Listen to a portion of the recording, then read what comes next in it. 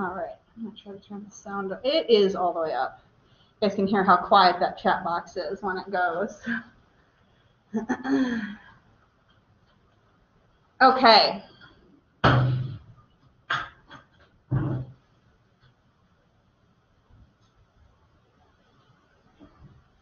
Turn that up at all on the off chance they keep using the chat box. Okay, so last time when we were talking about amphibians, we were talking about some of the unique features that keep them set apart as their own class. And so one of the things that we had finished talking about, or started talking about rather, but we'd finished kind of talking about the egg business, was reproduction. And so we were talking about some of the different ways in general that amphibians were using reproduction in a unique way. And so oviparity itself is not unique, right? But the way they need to use it is a little more unique because amphibians themselves sort of are straddling that fence between being aquatic and being terrestrial. And so we talked about two different forms of oviparity that amphibians are using. Sort of the standard oviparity, where their eggs need to be laid directly into water because they're undergoing this general metamorphosis, right, where their babies are basically born as kind of fishes and then undergo this sort of leg-having, land-being sort of thing. Then we talked about direct development, which is a unique and more rare twist, or uncommon, twist on oviparity, where the metamorphosis occurs inside the egg. And this gives them a little bit more freedom from water, where the egg still has to have a lot of moisture, but doesn't necessarily need to be laid right inside a pond, because the babies aren't going to be born as very fish-like creatures, but rather, right, as miniature frogs, or toads is appropriate. All right, and we said there's some benefits and disadvantages to this, right? So with the previous version, right, the old school version, okay, the benefit is not in the egg very long. Okay? But being a tadpole, being very fish-like, kind of sucks. I'm pretty much defenseless that whole time, which can last up to 2 weeks. Okay? I'm just food, swimming food.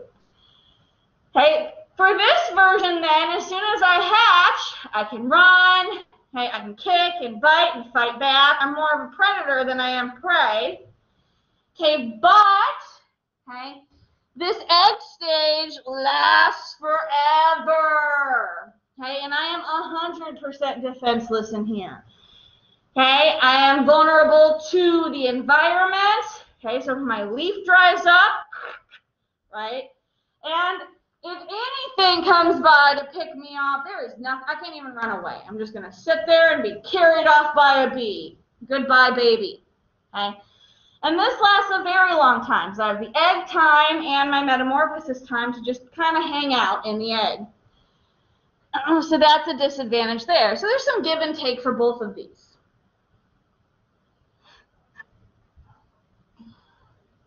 Okay. Now also pretty rarely, and of all of the types we'll talk about, this is probably some of the most rare. We do have a few species that go about ovoviviparity. Okay, so remember this is, right, the laying of eggs.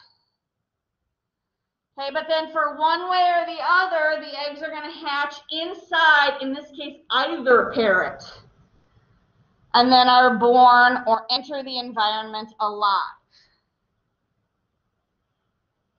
Okay, so ultimately this is going to look a lot like direct development, just inside mom or dad's body. Okay. So when this happens in females, so when females are the ones that retain the eggs,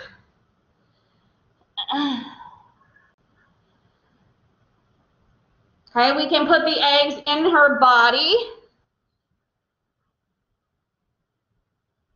Okay, so we embed them back in mom. Okay, now, for example, in the Suriname toad here, they're not embedded in her skin or anything horrifically gruesome like that, right? This is usually put back on mom in like a mucus layer.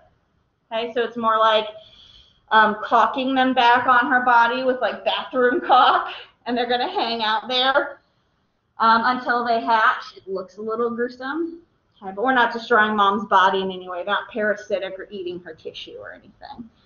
It's mostly just sticky. Maybe uncomfortable and heavy, but mostly just sticky. Okay. In males, for example, we see this with the Darwin frog. This is more similar to like seahorses and such too. So after the eggs have been laid and fertilized, they'll actually swallow the eggs. Okay. Not swallow like in their stomach, right? But they're going to put them in that big buccal pouch. Okay, so this is what we see here. Right, so baby is safe in the buccal pouch, and they're going to hold them there until they hatch. In both cases, until they hatch and go through that metamorphosis stage. How do they breathe? So in both cases, right, parents are going to experience a reduction in fitness. Right, so dad here is still going to be able to breathe, but it's going to be strongly reduced. Right, we're going to get much smaller breaths. Because babies are going to be filling up that pouch. And the bigger the babies get, okay, the harder and the smaller those breaths are going to be. Okay, same thing with mom here. Okay, once the eggs are embedded on her back, she's heavier. And as the babies hatch and grow, the heavier and heavier she's going to be. So this is something that we've explored before, right? As we're taking on some parental care, okay, there's going to be temporary negative impact, in this case at least on either parent, right? It's not just mom, okay? So we're doing a little bit of trade-off, right? We're increasing the fitness of our offspring at the potential cost of fitness on the parents.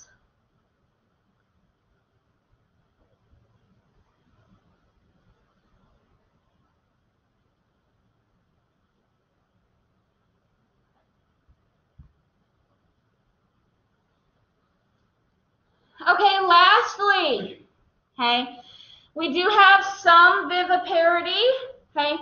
This is almost exclusively in that order Gymnophiona. In other words, and this is why I always, I think I spelled that right.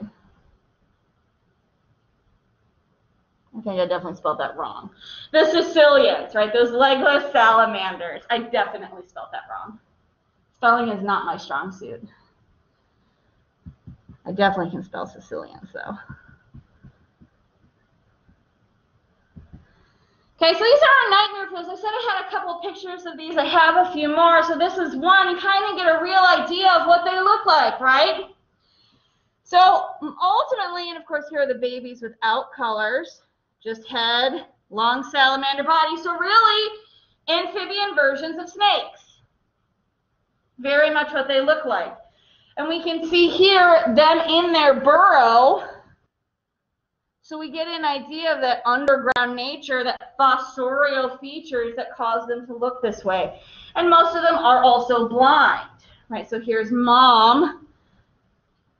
And we see that faceless feature. Or eyeless. She's not faceless. That's not nice. Okay. So here we have viviparity. Remember, viviparity means live birth. Okay. Now, one thing we want to be careful about is just because we're saying something is viviparous does not mean it's going to have a placenta. Right? That's a very mammalian bias to have. There are some others that do that. A handful of sharks, for example. But this is not the only way that live birth occurs, right? So, for example, our cecilians, right, that gymnophionas, handwriting is upsetting me, as their live birth are inside, okay, they're just feeding off of uterine secretions. Right, so a type of substance that's just being secreted from the uterine lining. Now, in both cases, right, the key is we're still using what's called matrophy. Okay, so literally mother feeding. Okay, in other words, the core source of food for the unborn offspring is something from mom, right? But it's not necessarily from a placenta. Okay, so we want to remove our mammal bias in this particular perspective. Whew. Cody. So what is internal direct development? So as we're thinking about direct, every single time today, remember the direct development means we're going through metamorphosis without being in that pond of water. Okay, so in this case, right, organisms are being inside mom, and metamorphosis is also happening inside mom. Okay, so when these guys are born, they are still going through metamorphosis, but that's occurring inside mom. So when they're born, they're being born in the adult-like form. Right, so they're passing through that fish-like stage inside mom's body. So they're basically born, they're like the frogs that have it, they're born as frogs, not tadpoles. Correct. They're born as miniature adults, right, not as tadpoles.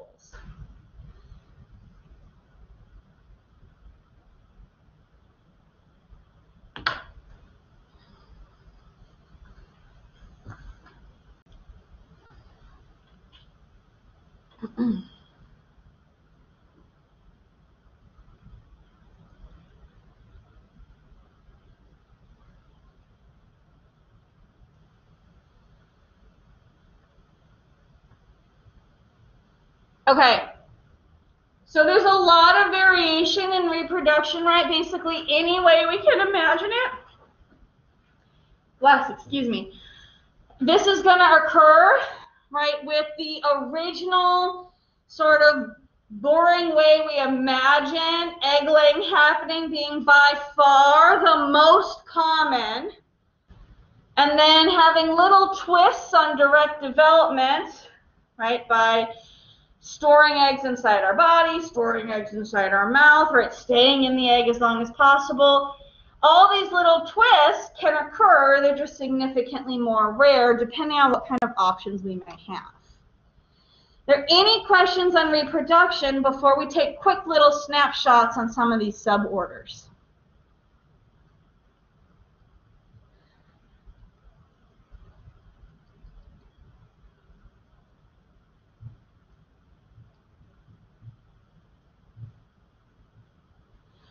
Okay, so remember we have 3 different orders of amphibia, right?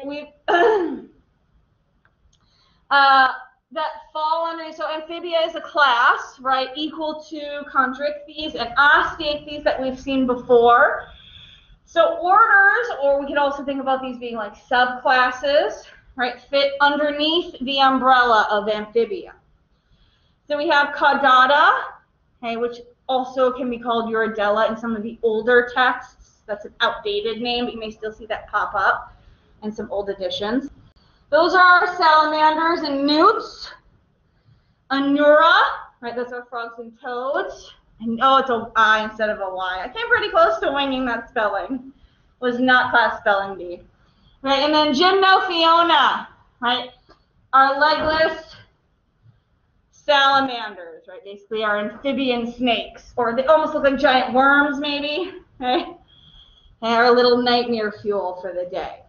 Okay, so basically what we're going to do is do mini snapshots of what makes each of these orders different, which we can kind of gather even at just a glance.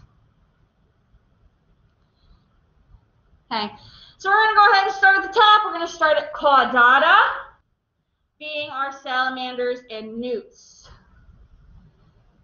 Is it going to work for me? Without sound, without sound, without sound, without sound. Thank you. All right. So rude. For caudata, right, we can kind of already tell by looking at it what makes caudata different from the other two groups. Okay, these are our low riders. Okay, meaning we have a very long body, and when they walk, they drag their... All that work to make you do your job, and you're just being rude. And they end up dragging their belly on the ground when they move. Okay? Now, the reason for this has to do with the shape of their legs and the placement, right? So as we look at their little bodies, yes, you're a cutie. Right? All of their legs or limbs, okay, are the same size. And they're all stuck out to the side, right? So when we sort of picture, for example, like a cat or a dog, right, their legs are underneath their bodies. When we go to crawl around on the ground, right, we move our limbs underneath us. This is not the salamander's jam, right? They kind of keep their stuff out to the side and do that sort of business, okay?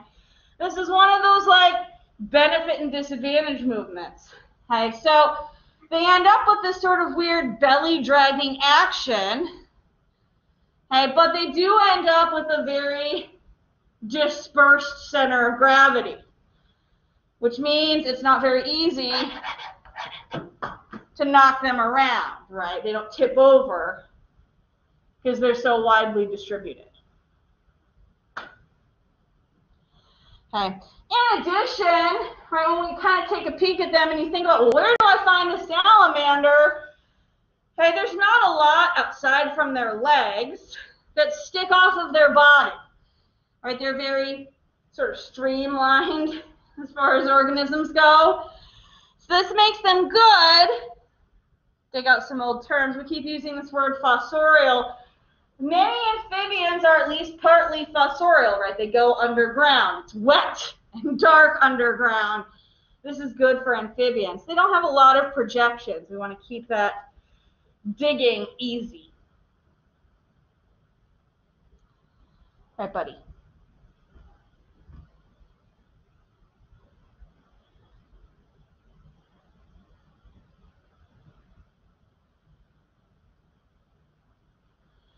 Now, as far as, and we'll find this as a general theme, as far as amphibians go, usually the general rule is if they can eat it, they will eat it.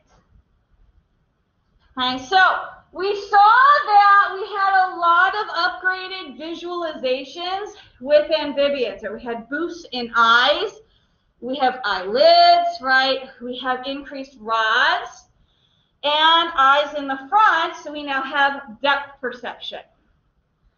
So this makes visual hunting significantly easier. So if they see it and it moves and they can make it fit in their mouth, they're going to eat it. So for a lot of cases, see, that one's muted. Right? Most amphibians are ambush predators. We saw this a lot with our fishes. We're just going to hang out, let something go by us, okay?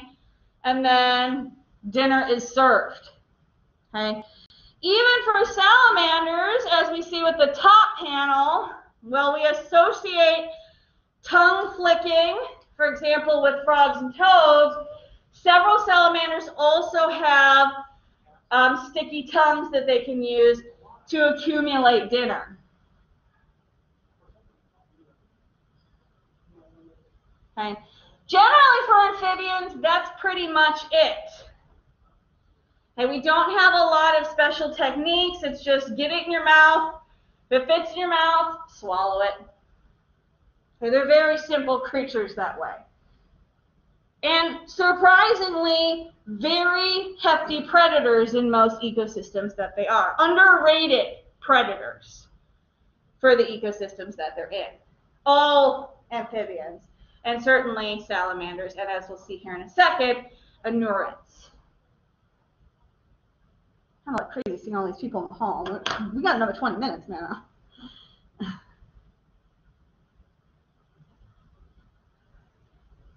If you feel good, let me know if I'm going too quick. Take a pause for a second and make sure no one has any questions about what we've done. Okay, so any questions about our salamanders? Okay, remember, these are just quick summaries, right? Most of the things we've talked about has dispersed among all these three orders.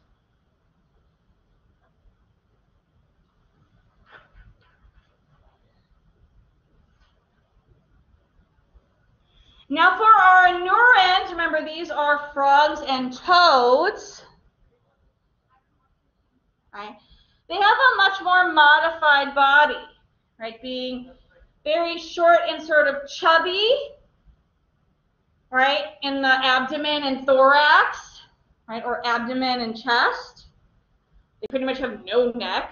And we've moved the eyes and nose to the top of the head. Okay, rather than being much more front and center like ours are. Right? These allow these guys to be very successful on both land and water, right? If my eyes and nose are up at the top, and we'll see this again with some reptiles. Some blue in here.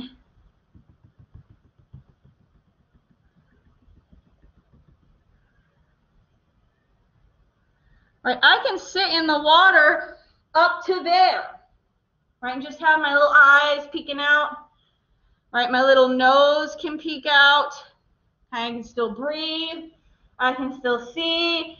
This allows me to ambush terrestrial prey, right, flying insects or things sitting along the shoreline, but kind of hide my body in the water, okay? We see this similar behavior from things like crocodiles. And crocodiles are even better at it, right, because they have soft palates, that kind of thing in the upper part of your mouth, that allows you to breathe and eat or breathe and drink at the same time. Okay, but they're getting a good idea here, right, and because they have things like eyelids and stuff, they're protecting their eyes from the water. Frogs are getting this creepy hunting thing down. Okay, in addition, frog mouths are quite substantial, right? It basically is their entire face is a giant mouth. It's like a puppet face, right? So when we talk about if it will fit in their mouth, they will eat it, right? Frogs and toads are a really good epitome of this because their mouth is their face. So pretty much anything the size of their face is something they will consume. Okay, this includes small mammals, small birds, frogs of equal size to them. Okay?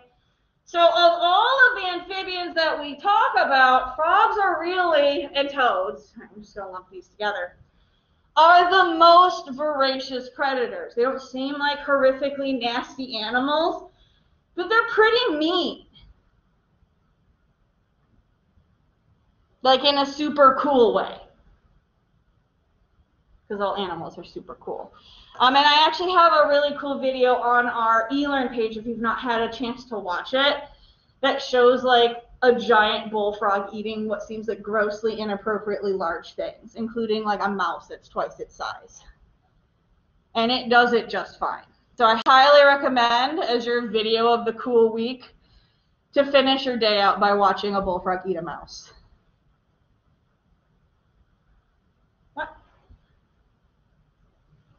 Oh, I've got it on here, actually. Maybe we'll finish our day with it. Hi. I have it in both places. So the other thing that's happening with our anurans that benefits them, as remember that all amphibians in general are going through that metamorphosis, but one of the keys here is that the metamorphosis sets up our frogs to have reduced competition with their own offspring. And that's a good thing. Right? So our tadpoles, our babies, up in top, right, being very fish-like, but have a lot of different traits than their parents. So in addition to having gills and being little, also have different mouth parts. So they're going to live in a different habitat, aka the water. So I'm living in an entirely different space. And I'm also going to eat different food. Okay, specifically, okay, I'm a vegetarian. So I'm going to eat things like algae, duckweed, which are very small discs of cut up or growing plants. Okay. When I'm metamorphose and grow, third time's a charm, grow into an adult, right, is when I turn into the angry terror of the swamp or whatever it is, right? So this is when I get mouth size of face. I'm going to get teeth. I now have legs, so I can get out of the water, and I can patrol the area. So I can eat pretty much anything that fits in my mouth, okay, and I become carnivorous. Okay, so I'm going to live in a different area, right, on land, and I'm also going to be eating different food. So this separates our tadpoles or our offspring from our adults, okay? And remember, if I'm not competing for the same food, this is going to increase our fitness. Okay, so I'm going to have easier access to places to live and easier access to food, all right, from at least one other organism.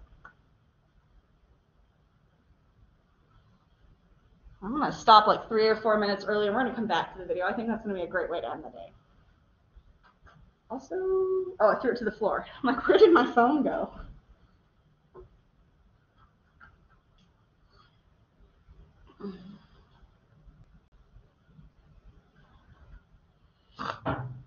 Okay, so we do see this some in other orders, but this is most well done in our frogs and toads.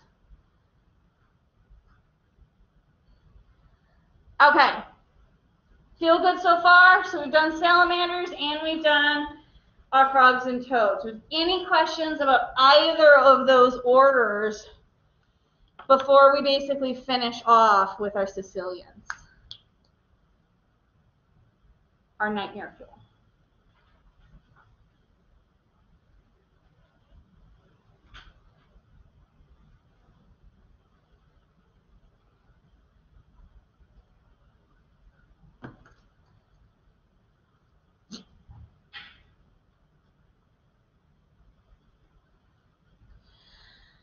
Oh, I even spelled cecilians wrong. It had 2 L's. Look at that. Couldn't do anything today. Okay, so here's our cecilian. So here you see I have another photo, and you can really see the full face in this one. So as I mentioned before, they do have a face, right? They just don't have eyes due to being pretty much exclusively fossorial.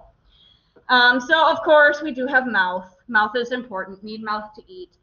But not having eyes comes from years and years of being exclusively underground, right? Because if I live exclusively underground, I'm not going to need eyesight. And also having eyes at all underground, pretty much they're just going to get damaged. And I'm going to have to invest energy into continual repair. So this is a common thing we see. We can think of other organisms like the star-nosed mole, for example, who also has skin that's grown over their eyes. They're sand diggers. They're not the star-nosed, the golden mole, please excuse me. Who also has gone through this transformation. So we see this a lot from organisms that live in very abrasive underground environments for generations upon generations. So that smile can also live in everyone's dreams for this weekend. Okay. So again, very rare of all of the orders, of all amphibians, the most rare, both in overall frequency and given where they live, right underground, and in more subtropical caves. Really not something most of us are going to get the opportunity to encounter, but still very cool and still, of course, belong to our class Amphibia.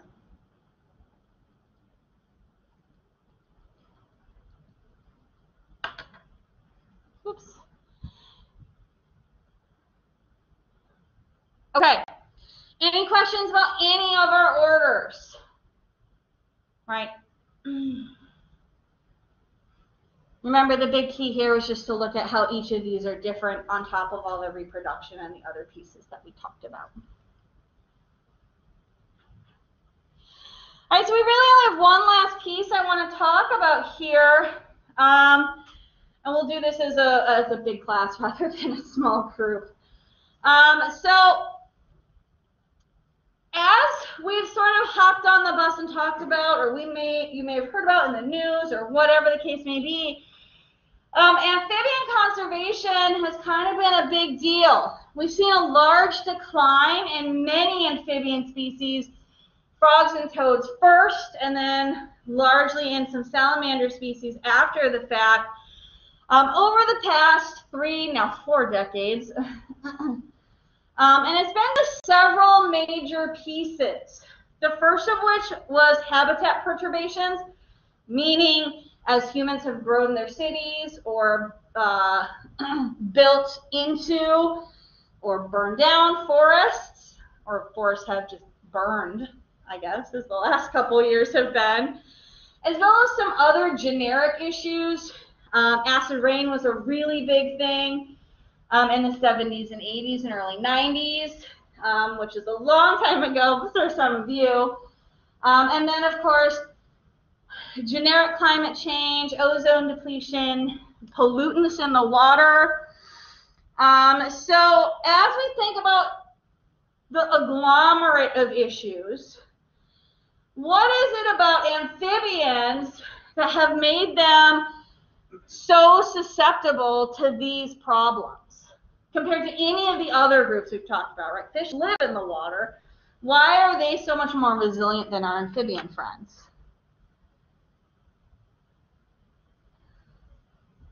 Amphibian skin is not impermeable. Good. That's a big one, right? So our fishes, for example, had impermeable scales on them. That doesn't make them completely safe from everything that goes on, of course, but it helps a lot, right? Our amphibian skin not only is not impermeable, what's going on with our amphibian skin? They're actually actively respiring through it.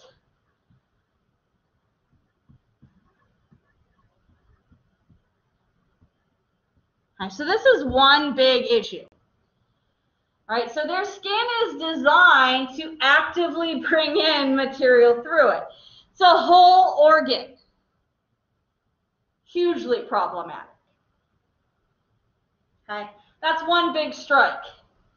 What else might be going on here?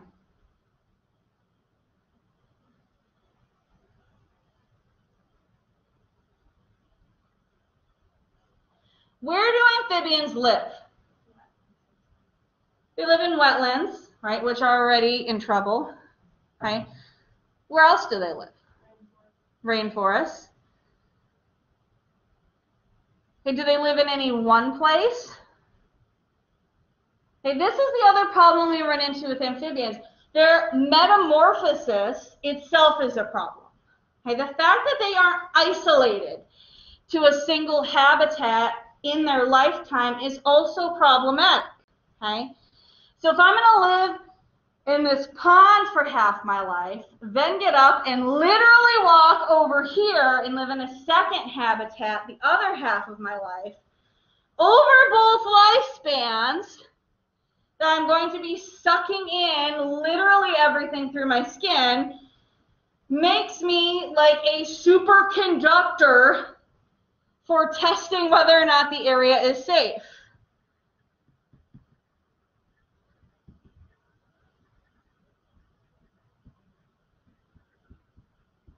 All right, so I'm already very sensitive, and I'm just going to go trolling for trouble, basically. Okay, not what they're doing, but it's how it kind of ends up coming out. So they're really in a rough spot. They can't go anywhere. They can't breathe. All right, so amphibians are really in a bad place. They have to really luck out and be born in the safest place ever if they're going to make it out of there. Yikes. Right, so this is where we see a lot of these amphibians ending up in rough spots, right? If they were fine as a baby, they may grow up, walk into a bad spot, and they're still going to be toast, right? If they make it fine as an adult, they may walk somewhere, lay their eggs in a rough spot. Those babies are toast. Right, great job. Okay, any questions about any of our amphibian stuff?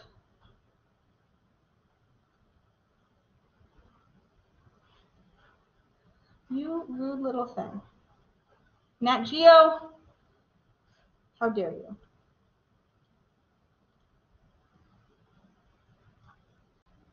My link up here. Maybe I'll actually have to find the link again. I don't like that. Every year it does this to me. Can't trust Nat Geo to do anything.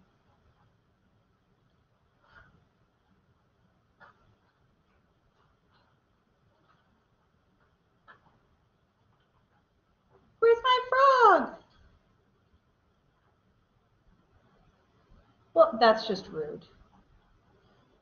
Okay, well, I'm just going to send out an email with the frog video then, because you need to see the frog video, and it's being a brat. And at this point, this is, in fact, the most important thing to me today. All my other videos are fine, just this one, the one I really want to show you today. So I will definitely get that sent out because Nat Geo is being a brat. All right, that's fine. Oh, let me get this back up.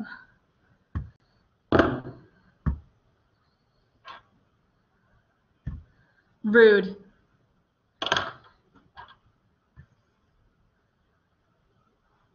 Disappointing and rude. I threw my phone to the floor, so give me a hot second to actually get that running.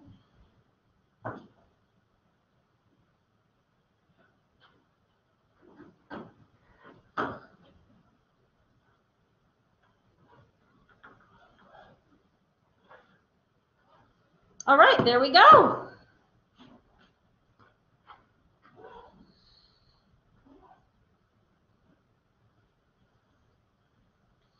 Jeremiah was a bullfrog.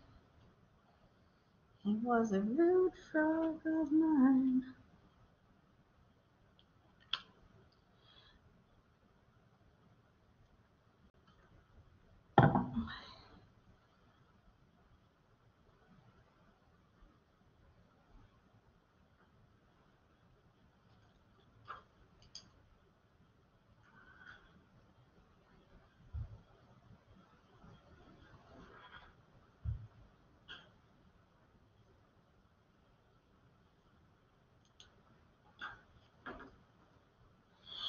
Okay.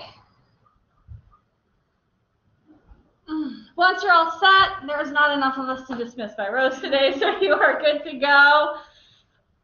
Please have a wonderful weekend.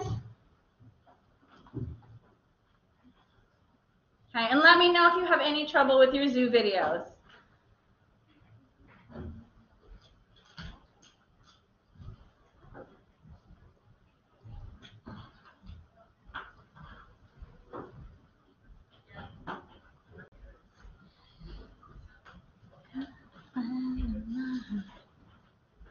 It's not what I meant to hit.